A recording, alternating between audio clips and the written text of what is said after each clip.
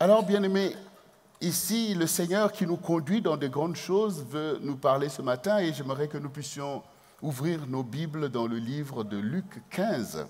Nous allons lire quelques versets de ce chapitre et recevoir ce message que j'ai intitulé « La passion pour les âmes perdues ». Luc chapitre 15, à partir du verset 1, voici ce qui est écrit. Tous les publicains et les gens de mauvaise vie s'approchèrent de Jésus pour l'entendre. Et les pharisiens et les scribes murmuraient, disant, « Cet homme accueille les gens de mauvaise vie et mange avec eux. » Mais il leur dit cette parabole. « Quel homme d'entre vous, s'il a 100 brebis et qu'il en perd une, ne laisse les 99 autres dans le désert pour aller après celle qui est perdue, jusqu'à ce qu'il la retrouve. Lorsqu'il l'a retrouvée, il la met avec joie sur ses épaules et de retour à la maison, il appelle ses amis et ses voisins et leur dit « Réjouissez-vous avec moi, car j'ai retrouvé ma brebis qui était perdue. » De même, je vous le dis, il y aura plus de joie dans le ciel pour un seul pécheur qui se repent que pour 99 justes qui n'ont point besoin de repentance. Ou quelle femme, si elle a 10 drachmes et qu'elle en perd une, n'allume une lampe, ne balaie la maison et ne recherche avec soin jusqu'à ce qu'elle la retrouve. Lorsqu'elle a retrouvé, elle appelle ses amis et ses voisines et dit « Réjouissez-vous avec moi, car j'ai retrouvé la drachme que j'avais perdue. » De même, je vous le dis, il y a de la joie devant les anges de Dieu pour un seul pécheur qui se repent. Amen. Une parole simple que nous pouvons comprendre devant la lecture que nous pouvons en faire. Le tableau place ici des publicains, les gens de mauvaise vie. Des publicains, nous savons, c'est un peu comme des douaniers aujourd'hui. Donc, des publicains, donc ce sont des personnes que les gens détestaient, parce que comme, pour ceux qui ont eu peut-être affaire à des douaniers, vous pouvez en détester. Je me rappelle, mon père, il détestait les douaniers, je ne sais pas qu'est-ce qu'il avait eu comme problème. Voilà. Donc là aussi, on nous montre les publicains, on ne les aimait pas. Voilà. Par exemple, vous avez l'exemple de Zaché. Zaché aussi, c'était un publicain. Et donc, Et ils sont directement associés aux gens de mauvaise vie, d'une part, et de l'autre, il y a des pharisiens et des scribes. Donc, les publicains, les gens de mauvaise vie, les pharisiens et les scribes, au milieu, il y a Jésus. Et les publicains et les gens de mauvaise vie, ils voulaient écouter Jésus. Et Jésus voulait parler aux gens, aux publicains et aux gens de mauvaise vie. Mais les pharisiens et les scribes ne trouvaient pas ça bien, ne trouvaient pas ça normal. Donc, ils détestent les publicains et les gens de mauvaise vie. On ne sait pas trop s'ils détestent Jésus, eux aussi veulent quand même l'écouter. Surtout, ils veulent les piller, voir tout ce qu'il fait. Et du coup, ces deux groupes qui on ne sait pas si les publicains et les gens de mauvaise vie détestaient les pharisiens et les scribes. Certainement, ça peut arriver. Donc, les deux groupes qui étaient totalement chacun de son côté, maintenant, sont intéressés par une seule et même personne. C'est Jésus. Donc, chacun vient vers Jésus et puis il se télescope. Pourquoi les pharisiens détestent les publicains et les gens de mauvaise vie? Parce que ce sont les gens de mauvaise vie. Pourquoi peut-être les gens de mauvaise vie, les publicains, détestent les pharisiens et les scribes? Parce que ce sont des pharisiens et des scribes. Pourquoi les publicains et les gens de mauvaise vie veulent écouter Jésus? Ah, ça c'est quand même intéressant. Pourquoi ils veulent écouter Jésus? Est-ce que c'est parce qu'ils veulent écouter un beau discours? Est-ce que c'est parce qu'ils ont entendu parler de ce personnage, comme Zachée? Pourquoi ils veulent écouter Jésus? Ce qui est important pour nous ici, c'est ce que Jésus lui-même enseigne.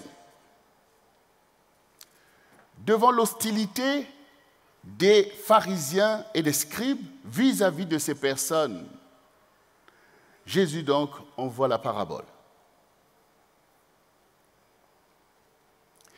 Quel est l'homme d'entre vous, en parlant des pharisiens et des scribes, s'il a 100 brebis et qu'il en perd une, ne laisserait les 99 autres dans le désert pour aller chercher celle qui est perdue? Donc Jésus, lui, il est dans la connaissance des choses. Il faut d'abord connaître les choses avant de parler. Il ne faut pas rester dans le fait accompli. Il faut savoir d'où viennent les choses et où vont les choses. C'est ça la différence entre Dieu et nous. Nous, nous sommes perdus dans nos réalités. Notre horizon est bouché. Mais Dieu nous voit d'en haut. Et quand vous êtes en haut, vous pouvez voir en fait l'amplitude des choses. Mais quand vous êtes au même niveau que tout le monde, vous ne voyez pas ce qu'il y a derrière ni ce qu'il y a devant. Donc voilà, donc Dieu, le Seigneur, veut, par ses paraboles, nous donner de la hauteur de réflexion.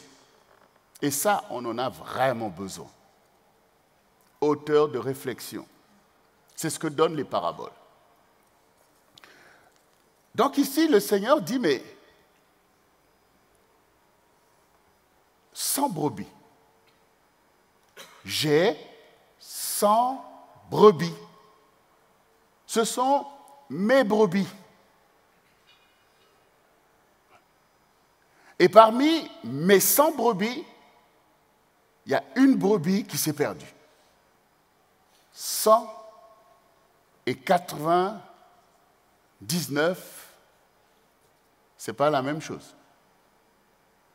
On est d'accord? Voilà.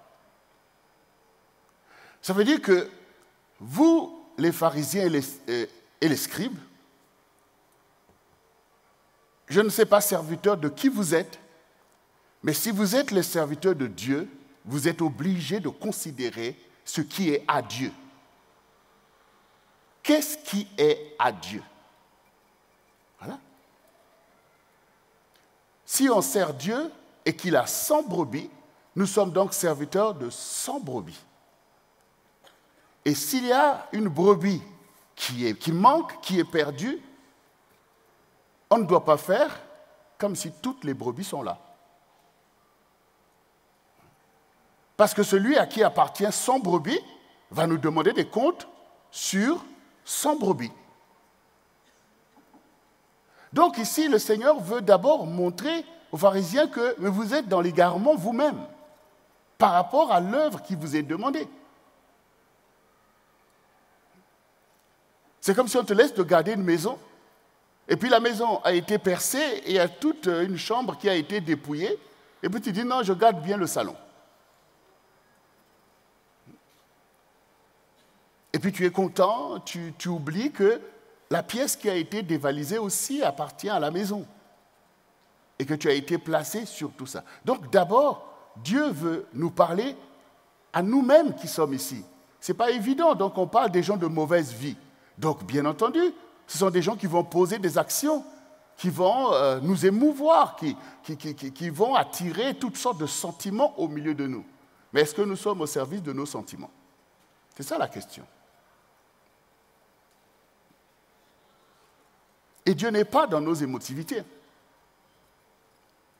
Dieu n'est pas du tout émotif. Je l'ai déjà dit. Dieu est dans la connaissance, dans la vérité. il est dans la justice, il est dans toutes ces choses. Donc, il n'est pas dans l'émotivité. Parce qu'effectivement, pour nous, c'est redoutable de pouvoir faire du bien à quelqu'un qui nous fait du mal. Voilà, ça c'est redoutable. Il faut être délivré pour pouvoir agir ainsi. Or, Dieu est là aussi pour ça. Et là, il veut délivrer ces pharisiens-là. Si toutefois, ils peuvent accepter l'enseignement. Voilà. Il veut changer leur mentalité. Comme le Seigneur veut changer ta mentalité aujourd'hui, ta façon de voir. Donc, pour Dieu, c'est raisonnable que quelqu'un qui a 100 brebis, il est là pour ces 100 brebis, et s'il y a une brebis qui manque, il y a quelque chose qui se déclenche en lui par rapport à cette brebis qui manque. Il y a une passion qui est là, parce que c'est un bon berger. Alors qu'est-ce qu'il fait? Il va laisser les autres brebis qui sont déjà en groupe, parce qu'on sait que dans la jungle, la survie des bêtes faibles, c'est le groupe. Donc on peut laisser les 99 pour dire restez là. Et tant qu'ils sont en groupe, ils sont en sécurité, parce que même les prédateurs n'oseront pas trop s'approcher du groupe. En tout cas, ils attaquent le groupe quand le groupe marche et qu'il y a des bêtes un peu derrière à ce moment-là. Bon, ils peuvent attaquer. Mais si le troupeau est là, concentré, ensemble, voilà, quand vous regardez, vous voyez qu'ils ne savent pas trop comment faire. Donc, le berger laisse ses brebis là et va chercher la brebis qui est perdue. Pourquoi? Parce que la survie de la brebis qui est perdue est déjà en jeu. La brebis qui s'est éloignée du troupeau risque sa vie. Donc c'est normal que ces choix soient faits, parce que peut-être que humainement parlant, on va dire ah non, mais il vaut me garder les 90 parce que non, bon, celle-là qui est perdue, c'est pas grave. Souvent c'est comme ça, nous balançons les choses que nous trouvons que c'est pas grave. C'est pas grave. Alors que dans la bonne réflexion de Dieu, les 99 peuvent s'assumer en tant que groupe, mais celle qui est perdue, sa vie est déjà, son pronostic vital est déjà engagé. Donc c'est normal qu'à ce moment-là, celui à qui appartient cette brebis, là aussi, il y a une passion qui se déclenche pour la retrouver. Et c'est ce que Jésus est par rapport à chaque âme que Dieu a formée. Nous nous souvenons aussi de cette conversation entre Jésus et la femme samaritaine. On voit le temps que Jésus prend pour parler à cette femme qui est samaritaine, donc détestée des Juifs, qui est une païenne. Même ses propres disciples étaient étonnés de le voir parler comme ça avec cette femme, avec autant de passion. Et non seulement que Jésus connaissait la vie de cette femme, ce n'est pas seulement qu'elle est samaritaine, mais il connaissait la vie de cette femme. Elle a eu 5 maris. Et celui qui était là n'est pas son mari. Donc, Jésus voit tous ces péchés-là. Mais le péché n'aveugle pas Jésus, au point de ne pas voir ce qu'il y a derrière, c'est-à-dire l'âme que Dieu a fait. L'âme magnifique. Qui peut créer une âme? Il n'y a que Dieu qui peut le faire. Parce que l'âme, c'est comme c'est Dieu lui-même en fait. Nous avons été créés à son image et à sa ressemblance. Ce sont les âmes qui se sont perdues. Et il est venu pour les âmes.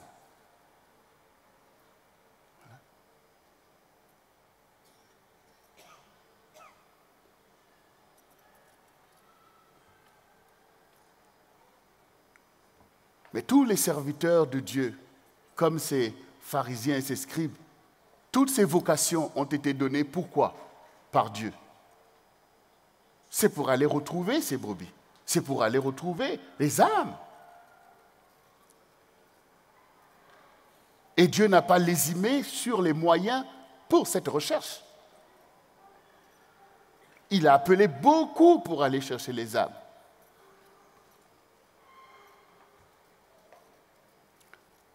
Donc nous devons nous-mêmes ne pas être comme ces pharisiens-là. Et vous savez combien le pharisianisme agit toujours et très pernicieux par rapport à l'Église. Quand on regarde en général l'état de l'Église, on ne voit pas que le déploiement des vocations et des ministères soit véritablement au paroxysme comme on aurait pu le souhaiter. On voit bien beaucoup de pharisianisme, c'est-à-dire ce type de comportement. Déjà d'oublier d'où nous venons, comment on a été sauvés, et de s'empresser toujours à porter des jugements sur les gens. Voilà. C'est ça, quand tu juges, tu es bien obligé de prendre des décisions, soit de rejeter ou de mal parler. C'est ça la conséquence de juger. Vous ne pouvez pas juger seulement, dire ce genre, il est ceci, il est cela, et puis vous arrêtez là. Quand vous jugez, vous êtes obligé de prendre un décret et de l'appliquer derrière. Donc Dieu dit, ne jugez pas, mais agissez selon les directives qui sont données, parce que c'est lui qui juge. Et celui qui juge, lui, juge qu'il faut aller chercher la brebis perdue. Pourquoi tu veux épiloguer sur la vie de la brebis alors qu'elle est perdue? C'est sa vie qui témoigne qu'elle est perdue. Donc il n'y a pas à se laisser impressionner, soit disons par les publicains ou par les gens de mauvaise vie. Et ces personnes, c'est les mêmes qui nous entourent. C'est les mêmes que tu peux côtoyer. Des gens dont tu trouves que leur vie n'est pas bonne ou leur comportement n'est pas bon. Ce que tu as besoin aujourd'hui de comprendre, c'est tout simplement que ce sont des âmes perdues. Quand les âmes sont perdues, elles sont perdues par rapport à quoi? Elles sont perdues par rapport à l'instruction du Seigneur, par rapport aux voies de Dieu, par rapport à la volonté de Dieu. Les âmes se perdent par rapport à la volonté de Dieu. Elles se perdent par rapport au dessein de Dieu, par rapport à leur destinée, par rapport à leur vocation. Et nous savons comment cette perdition est arrivée. C'est quand le serpent, Satan, a mis la confusion dans l'entendement de Ève.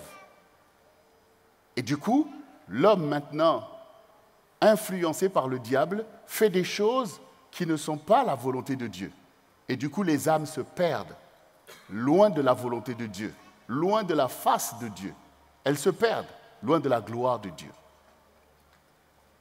Et donc, Dieu veut que les âmes soient retrouvées, puisque quand cette réalité s'est produite dans le jardin d'Éden, Dieu n'a pas laissé le fait accompli, il a fait un plan de rédemption, c'est-à-dire le moyen par lequel les âmes soient rachetées de la perdition qui est le péché. Parce que quand vous péchez, vous êtes séparés de Dieu, vous l'avez offensé, donc il n'y a plus de solution pour vous, c'est la mort, c'est-à-dire la séparation d'avec Dieu. Dieu n'a pas accepté ce dessein pour l'être humain. Et béni soit le Seigneur, parce que les anges qui ont péché n'ont pas reçu de Dieu un tel plan. Dieu n'a pas envoyé qui que ce soit pour aller racheter les démons pour qu'ils redeviennent des anges.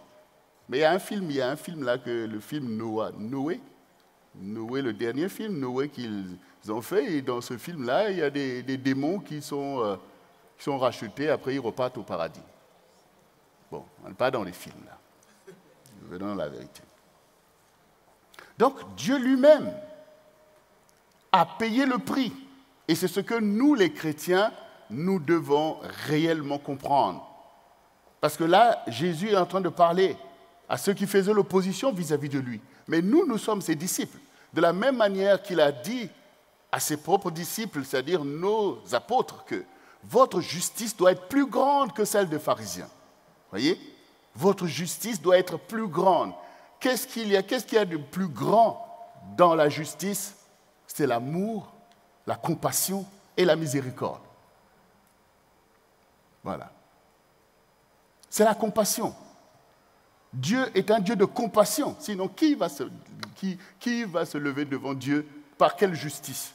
Qu'est-ce que tu fais qui peut mériter que tu sois ami de Dieu? Si ce n'est pas parce qu'il a compassion, ce n'est pas parce qu'il a eu compassion de toi. Tant qu'ici, le Seigneur souhaite que nous ne soyons pas comme ces pharisiens qui prenaient la parole pour régenter, la parole pour sanctionner, la parole pour séparer, la parole pour renvoyer, en se prenant eux-mêmes pour des justes. Dieu veut que nous soyons comme ses disciples qui sont nos apôtres, c'est-à-dire la source de notre enseignement et des modèles que nous devons suivre pour avoir une justice plus grande qui aboutit à l'amour, à la compassion et à la miséricorde. Ça veut dire que les gens sont coupables de quelque chose, comme toi-même, tu l'as été ou que tu l'es encore. On est coupable de quelque chose. Les gens sont coupables, donc on n'est pas impressionné. Ah, tel ceci, regarde ce qu'il a fait, regarde ce qu'il a fait. Et parfois, quand tu dis de quelqu'un, tu as vu ce qu'il a fait, parfois toi-même, tu l'as déjà fait, à plusieurs reprises. Mais tu fais comme si tu découvres ça pour la première fois. Ah, tu as vu, c'est pas possible. Continue à dire ce genre de choses devant Dieu.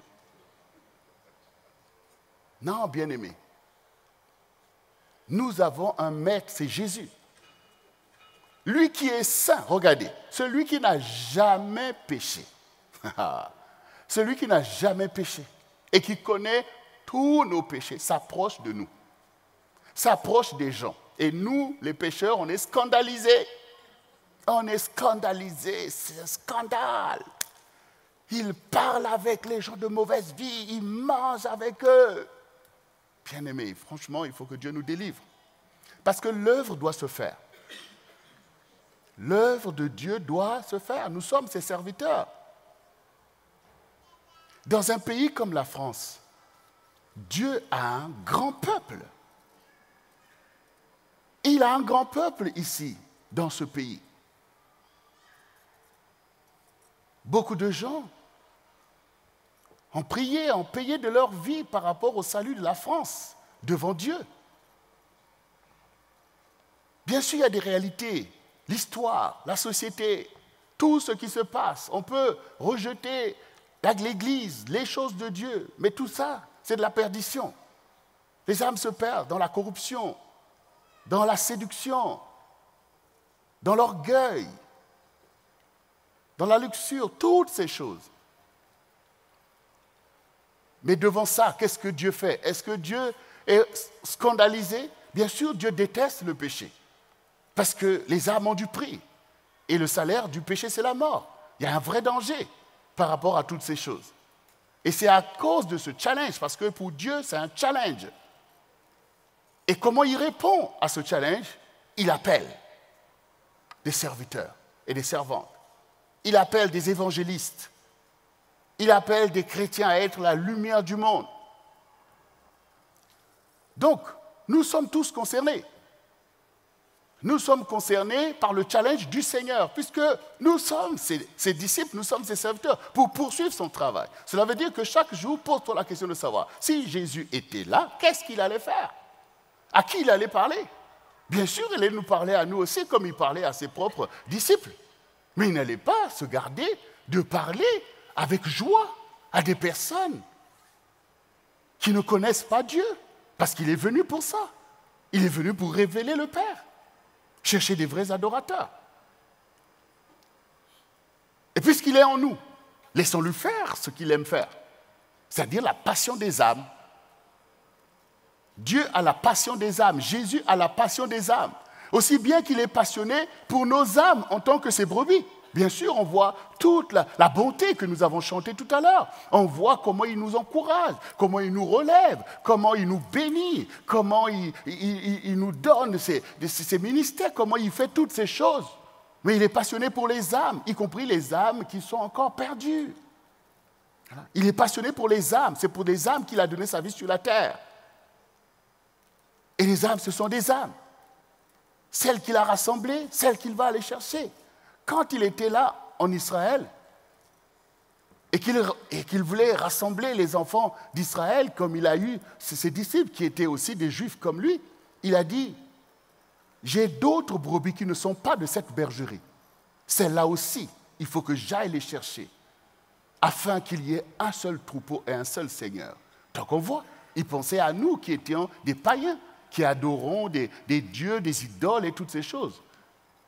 Et il a dit, allez et faites de toutes les nations des disciples. Allez jusqu'aux extrémités de la terre. Allez-y. Voilà. Parfois, quand nous pouvons être là en tant que chrétiens, on est là, bon, le Seigneur a dit qu'il revient, mais quand est-ce qu'il revient? Et toutes sortes de choses. Mais faisons d'abord le travail du Seigneur.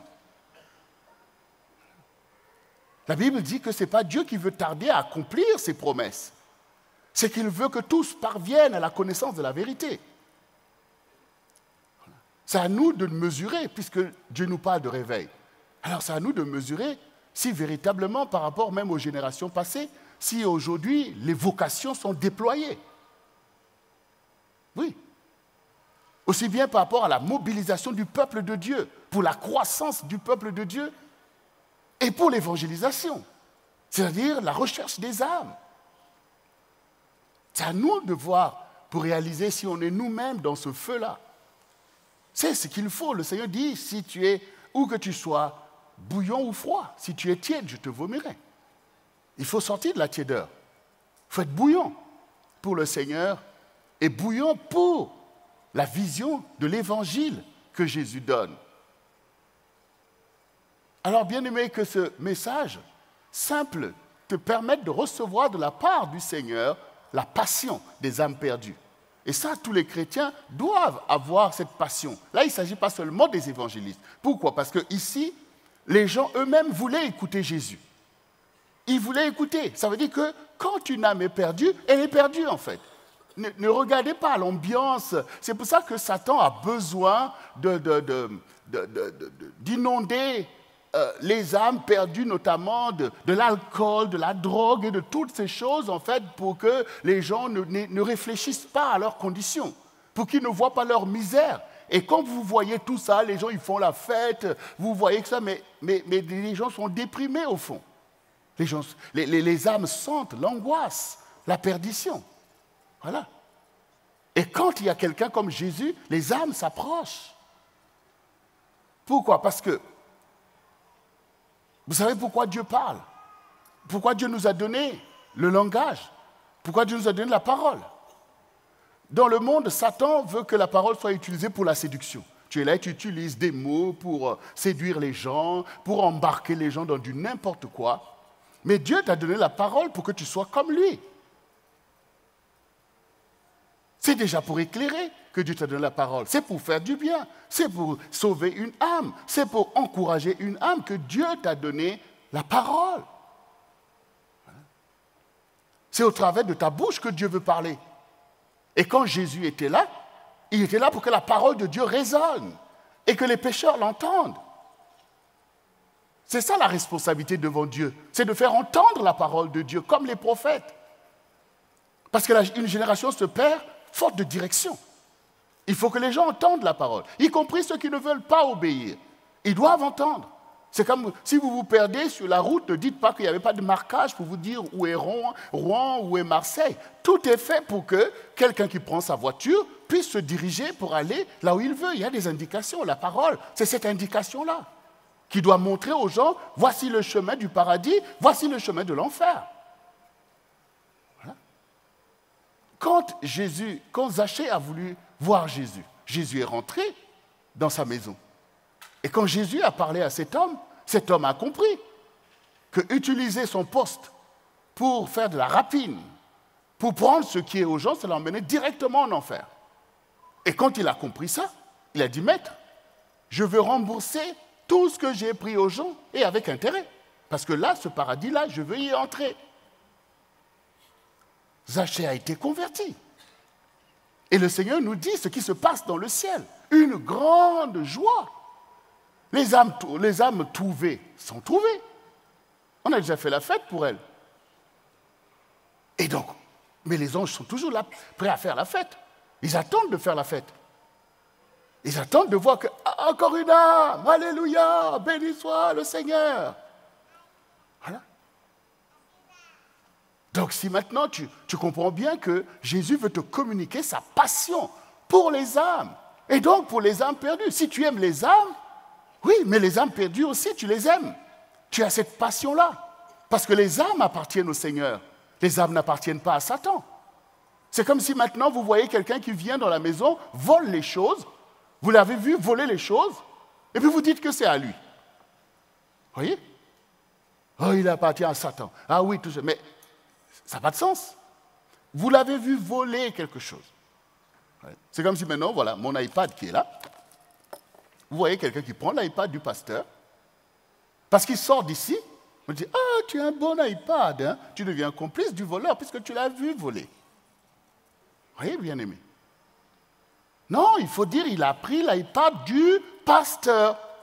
Ça veut dire que quand tu vois Satan qui tient une âme, qui utilise une âme, tu dois dire, Satan a volé l'âme du Seigneur. Voilà. Et donc, il y a une action qui doit se suivre, puisqu'il a volé. Et qu'on n'est pas d'accord qu'on vole. Donc, on doit tout faire pour libérer ce qui a été volé. Et on le ramène à la personne à qui cela a été volé. Et on voit bien la fête, comme la femme qui a perdu un de ses bijoux et qui la retrouve. Il y a une joie. Donc, ça veut dire que Jésus, qui était content de pouvoir convertir ses publicains, de convertir Zachée, de convertir la femme samaritaine, est tout autant content chaque fois que toi, son représentant, toi, son serviteur, que tu parles à une personne qui entend et comprend la parole de Dieu et se tourne vers le Seigneur, la même fête se produit dans le ciel. La même fête se produit dans le ciel. Parce que Jésus, qui demeure passionné pour les âmes, est toujours dans la joie avec les anges parce qu'une âme perdue a été retrouvée. Et quand tu es ce serviteur-là, cette servante-là qui donne la joie à ton Seigneur, voici ce qui est ta bénédiction. C'est ce qui est ta bénédiction. C'est toi que le Seigneur veut entourer parce que, bon, voilà quelqu'un qui me ramène les âmes. Voilà. C'est comme un pêcheur qui ramène du poisson. Voilà. Ça donne de la joie parce qu'on sait qu'on va manger du bon poisson. Mais celui qui ne pêche rien du tout. Voilà. Donc, voyez bien aimé. Donc, ce matin, que nous puissions comprendre cette passion que Dieu veut nous communiquer.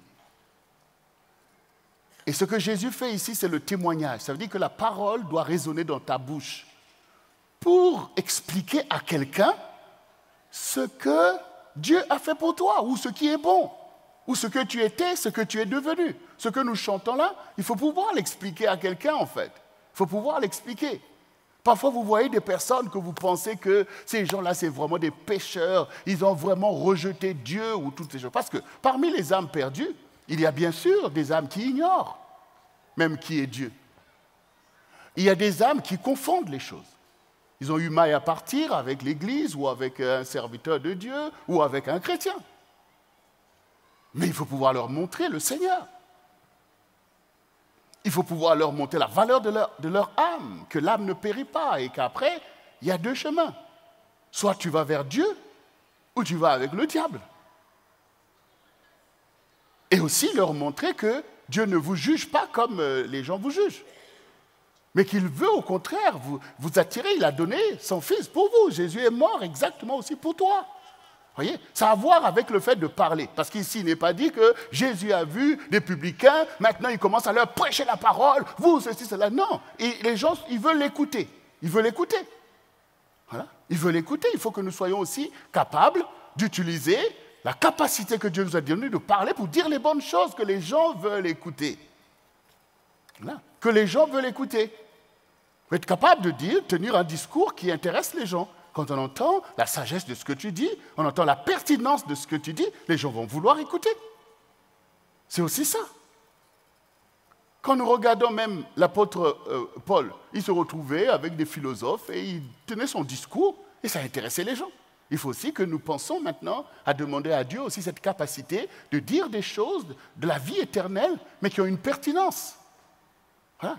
Qui crée aussi une sorte d'attraction pour que les gens écoutent, parce que la parole de Dieu elle-même, elle est ointe, surtout pour les âmes perdues, pour les ramener à Dieu en fait. Parfois, c'est notre état d'esprit que les gens rejettent, notre façon de faire qui n'est pas... Jésus, il est là, les gens veulent l'écouter, il est assis, il parle. Il parle, vous voyez, parfois aussi, posez-vous et dites. Quand vous êtes même avec des gens, voilà, pendant la pause, on va déjeuner ensemble. Et puis, pensez pour dire des choses. Parce que, bien sûr, il y a des âmes qui sont assoiffées, mais il y en a d'autres aussi qui sont dans leur élan. L'ennemi aussi est là. Il faut pas. Satan aussi, c'est une religion. Satan aussi veut convertir les gens. Il voudrait même te convertir toi-même. Donc là aussi, il ne faut pas blaguer. Hein. Ah oui, les âmes perdues n'ont pas toutes le même statut. Hein. Il y en a qui sont pleins d'esprit de python, et si tu ne fais pas attention, il va te rouler toi-même dans la farine. Mais le fait pour toi de prier, pour dire Seigneur, tu m'as mis là aussi pour pouvoir que les âmes soient retrouvées, Dieu te donnera les paroles de connaissance, les paroles de sagesse, tout ce qu'il faut. Parce que du coup, tu te positionnes comme tel. Et donc, ce que Dieu veut pour nous, en tant que centre du réveil chrétien, l'année du ministère, c'est que le ministère puisse opérer pour les âmes perdues aussi. De la même manière qu'elle doit opérer pour la croissance du peuple de Dieu, la mobilisation des saints, le ministère doit opérer de la même manière pour les âmes perdues. Chacun de nous doit être un canal pour que les âmes trouvent le Seigneur. Et chacun doit se préparer pour cela. On doit renoncer à tout ce qui est la séduction. Comme dans le monde, tu étais là, tu dis des paroles pour entraîner des femmes, des hommes, dans des choses et tout. Non, là, ce n'est pas ça. Tu veux véritablement être dans l'année du ministère, dans ta vocation céleste. C'est-à-dire que Jésus a fait de moi la lumière du monde et le sel de la terre. Par mon témoignage, l'injustice doit être renversée. Quelqu'un doit voir le chemin de la justice par mon témoignage. Et par ma façon d'être, quelqu'un doit se sentir salé, encouragé, valorisé. C'est ça que le sel fait. Le sel donne du goût à la nourriture, valorise la nourriture. C'est-à-dire que ta personne, ta présence, que ce soit dans la famille, dans ton lieu de travail, doit valoriser les gens. Et tout ça, c'est par les paroles aussi que tu dis. Et c'est pour ça que le Seigneur dit que votre parole soit salée. Ça veut dire que dites, ne maudissez pas, mais bénissez. Une parole de bénédiction. Ah, bonjour. Voilà, des fois même, moi-même, parfois, je me reprends un peu. Parfois, vous voyez, on est tellement préoccupé, on est là, on passe. Tout ça, parfois, je vois quelqu'un qui me connaît pas. Bonjour, monsieur. Bonjour. Donc, toi, tu dis, mais c'était à moi d'abord de commencer par lui dire bonjour. Même les païens, ils pensent à dire bonjour. Nous, on est tellement là dans nos trucs, là. Tu oublies que même dire bonjour, monsieur. Dire bonjour à ton voisin. Toi, si tu arrives dans ton lieu de travail, parce qu'il y a peut-être une collègue qui t'a mal parlé, un collègue qui t'a mal parlé, et puis ben voilà, tu arrives là le matin, tu finis. Mais non. Où est la lumière du monde? Où est le sel de la terre? Oui, où est le sel de la terre? Prenez le challenge. Avec Dieu, si vous avez le souci des âmes, c'est un challenge, je comprends. Même la personne qui t'a mal parlé, bonjour, voilà. Même si la personne ne répond pas, ça travaille. Ça travaille. Mais en tout cas, le Seigneur est content que tu essayes. Voilà. Tu fais ta part. Il ne faut pas se laisser dénaturer. Il faut qu'on soit dans notre vraie nature, d'être la lumière du monde. C'est-à-dire que je suis là pour éclairer. Je suis là pour valoriser, pour faire du bien. Ah oui, c'est très important. Et pendant que nous étions la dernière fois à la Martinique, il y a une sœur qui a fait un témoignage. Elle est responsable dans une école. Elle est directrice. Et puis il y avait parmi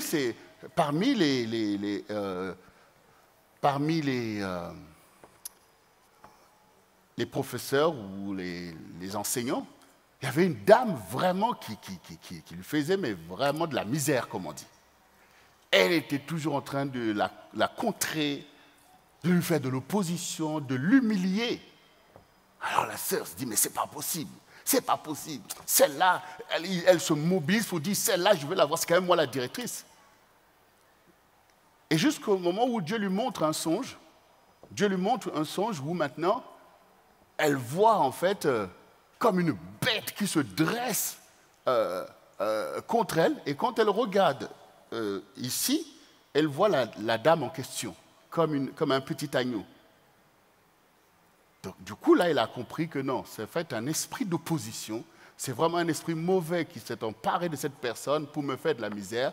Mais en fait, Dieu voit cette personne comme une brebis. Et depuis, donc, elle a aussitôt abandonné le désir de vouloir recadrer ou de se venger. Elle est restée dans la vision que Dieu lui a montrée. Et puis, quelque temps après, cette personne s'est repentie. Cette personne se repentit pour dire, bon, désolé, tout ça, tout ça. Et puis, finalement, les choses se passent bien.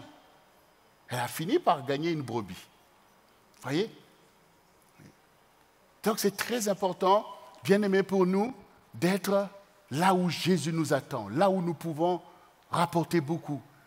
Et pour nous encourager tous, la Bible dit, celui qui gagne les âmes est sage. La sagesse, c'est de faire l'œuvre du Seigneur. C'est de voir la misère des âmes. C'est de satisfaire le Seigneur.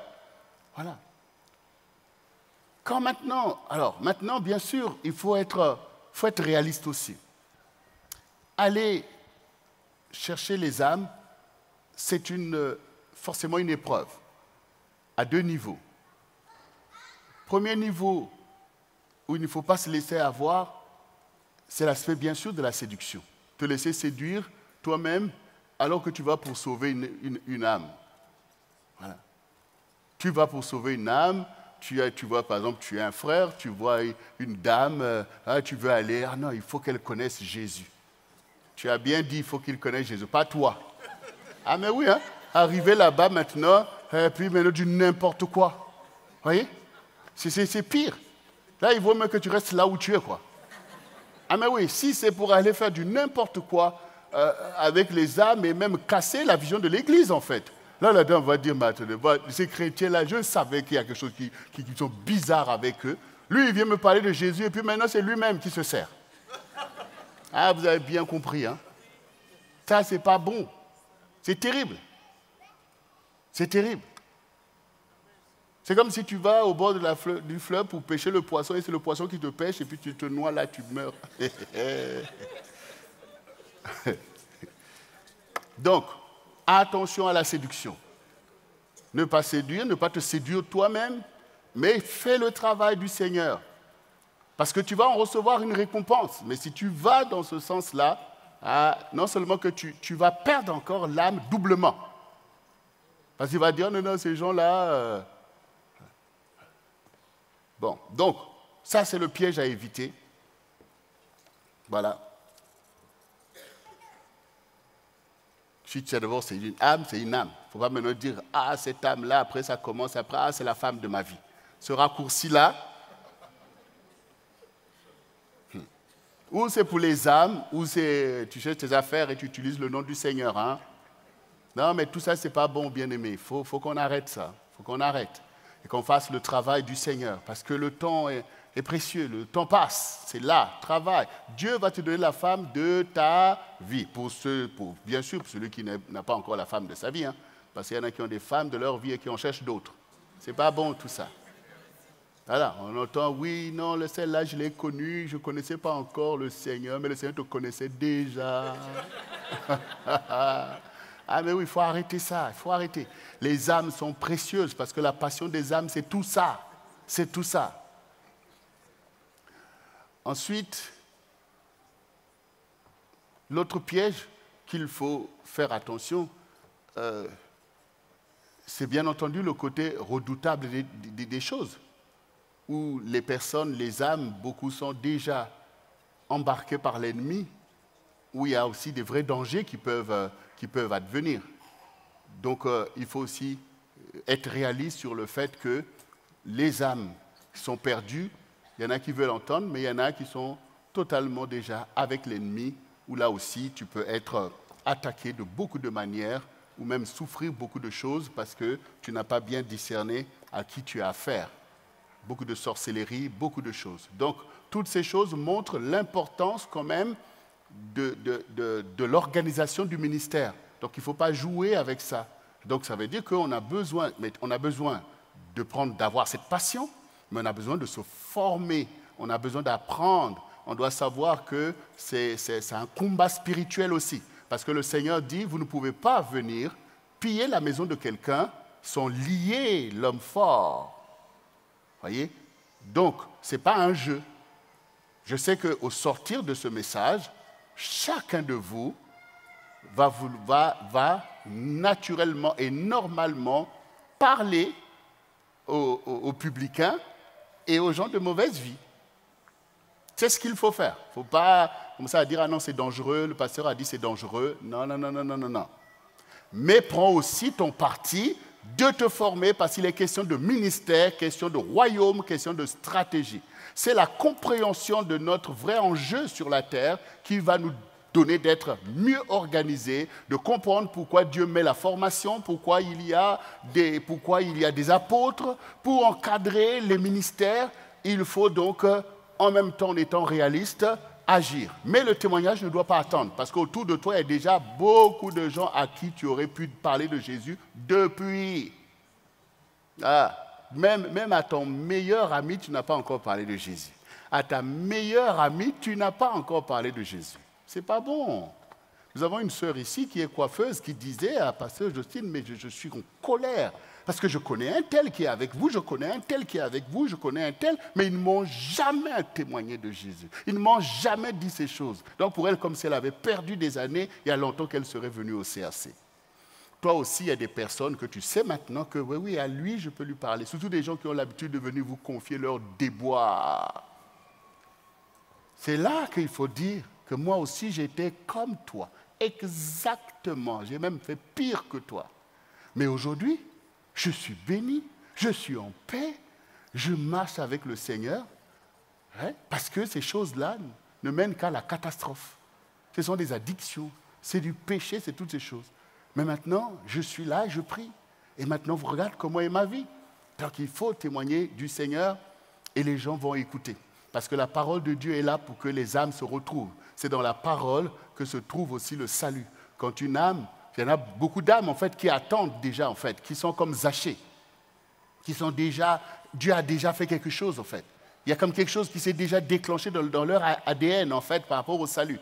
Ils n'attendent plus que tu ailles dire quelque chose pour que je dise ah d'accord, voilà. Donc bien aimé, l'année du ministère doit rapporter au Seigneur beaucoup d'âmes. Nous devons prendre le challenge de notre génération.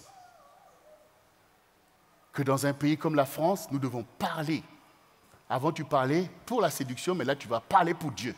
Il faut que tu parles pour Dieu. Voilà. Retiens ça. Je dois parler pour Dieu. Parce que je suis la bouche de Dieu. Je dois parler pour Dieu parce que je sais que le Seigneur voudrait parler à ces personnes. Même dans ta propre famille. Ah, cette tante-là, on ne lui parle plus.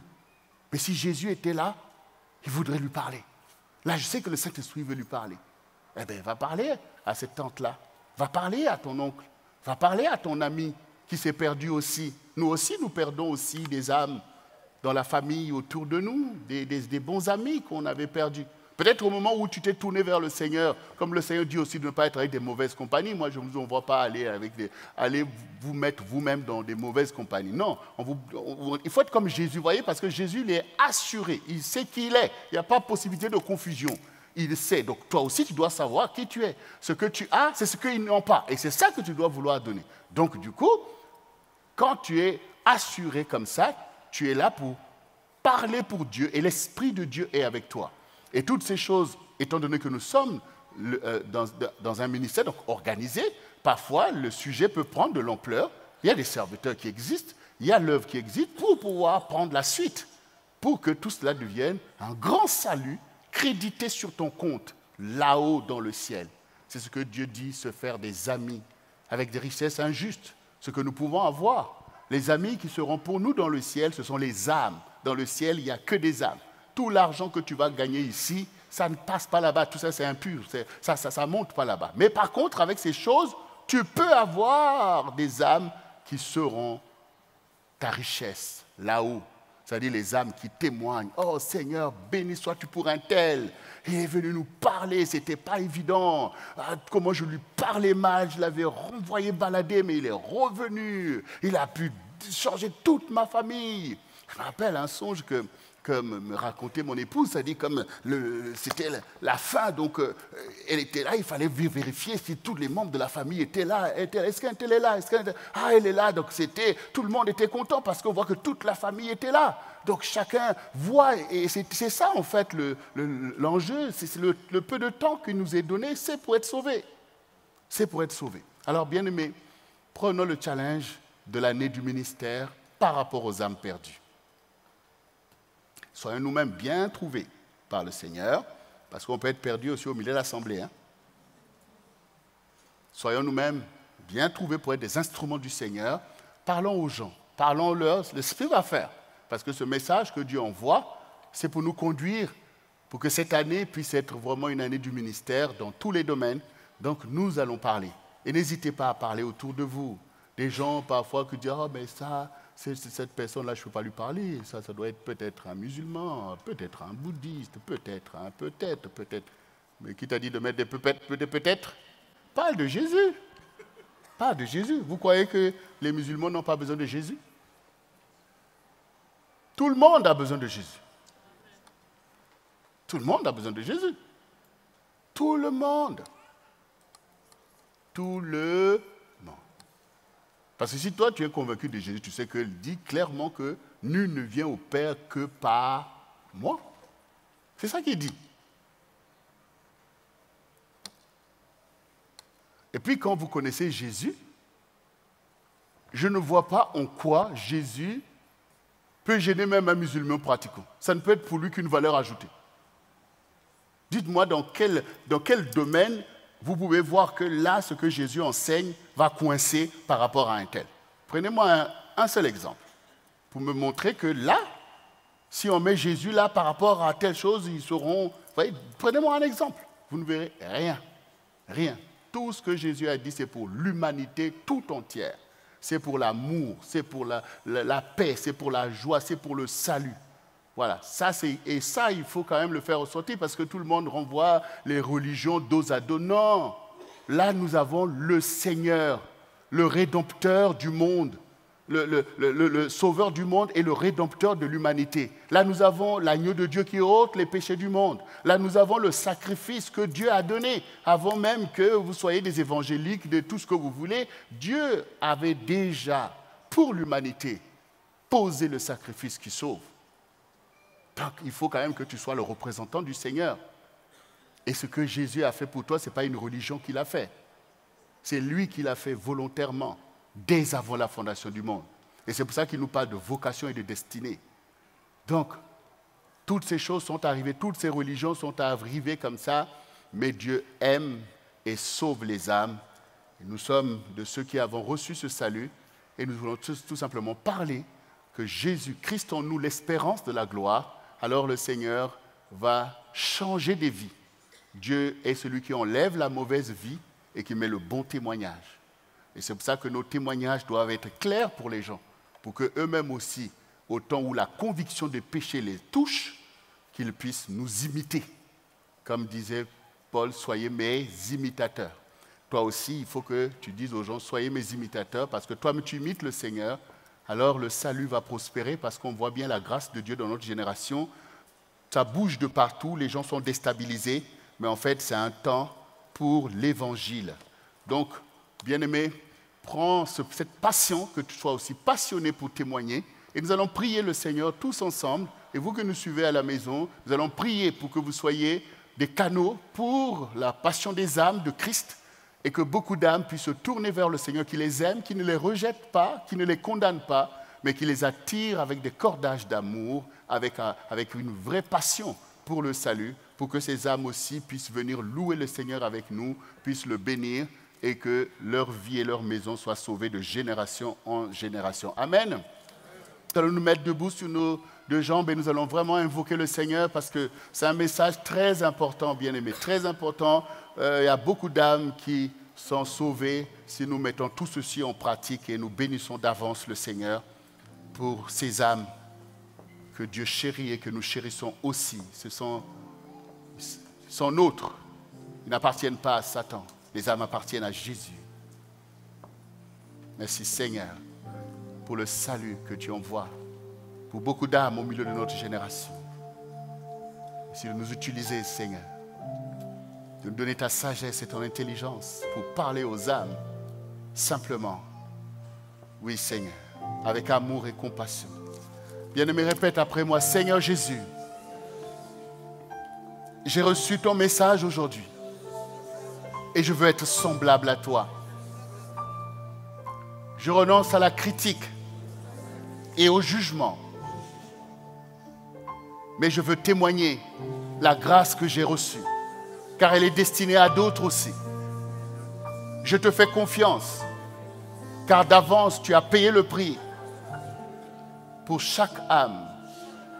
C'est pourquoi avec confiance, je veux témoigner, je veux me réjouir dans le salut des âmes. Car à partir d'aujourd'hui, je veux prier pour les âmes perdues. Je veux témoigner en leur faveur afin qu'elles soient sauvées. Je renonce à l'orgueil spirituel, mais je veux travailler à amasser avec toi. Donne-moi l'esprit de clairvoyance pour déjouer les pièges de l'ennemi. Donne-moi les paroles de sagesse pour toucher les cœurs des personnes à qui je veux m'adresser. Et donne-nous d'être unis dans le ministère pour faire le travail avec efficacité, afin que les âmes soient mises en sécurité dans le sein de Jésus-Christ. Fais tomber nos barrières, fais tomber nos limites et donne-nous l'efficacité au quotidien. Dans nos propres familles, qu'il y ait le salut en abondance tout autour de nous, Seigneur. Que les âmes soient éclairées, que ma lumière brille, que mon témoignage soit manifesté. Saint-Esprit, viens maintenant même. Oins ma vie pour le salut des âmes. J'accepte la passion pour les âmes perdues. Remplis-moi, Seigneur. Remplis-nous, Seigneur. Visite cette génération pour la sauver, car les âmes sont à toi. Elles t'appartiennent, Seigneur. Les âmes ne sont pas à Satan. Les âmes sont à Jésus. C'est pourquoi nous nous levons comme une armée pour piller le royaume de Satan et peupler le paradis du Dieu vivant. Car les âmes sont au Seigneur. Elles ont été rachetées à grand prix. C'est pourquoi nous déclarons maintenant même que le royaume de Satan sera exsangue, parce que nous allons libérer les âmes, déchirer le filet de l'oiseleur et laisser les âmes prendre leur envol vers le Seigneur, leur Dieu. Merci, Seigneur, pour ce changement de mentalité, ce changement d'attitude, Éternel, pour cette puissance, pour cette efficacité, Seigneur. Nous te rendons grâce. Ouvre mon chemin, ouvre notre chemin, là où les âmes soupirent, là où les âmes attendent. Envoie-nous, Seigneur, dès maintenant, Père. Chaque jour, je veux témoigner de toi, de ta bonté, de ton amour, de ta grâce et de ta bénédiction. Seigneur, je suis content d'avoir été sauvé par toi, Seigneur. C'est une grâce et je veux que d'autres le soient aussi. Que ma maison soit sauvée, que ma famille soit sauvée de génération en génération. Je fais alliance avec toi, Seigneur, pour le salut de ma maison, de ma famille. Et je fais alliance avec toi pour que ceux qui ne te connaissent pas te connaissent aussi au travers de moi, au travers de nous, Seigneur. Donne de la force à tes serviteurs, donne de la force à tes servantes d'aller moissonner, Seigneur, de jeter le filet afin qu'il y ait beaucoup d'âmes. Que ton Église soit une Église vivante, une Église missionnaire pour les âmes perdues, Seigneur.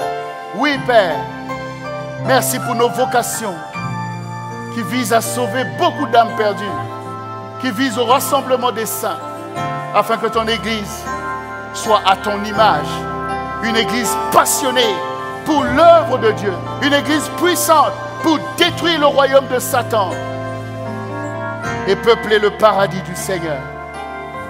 Te disons merci, Seigneur, au nom de Jésus-Christ.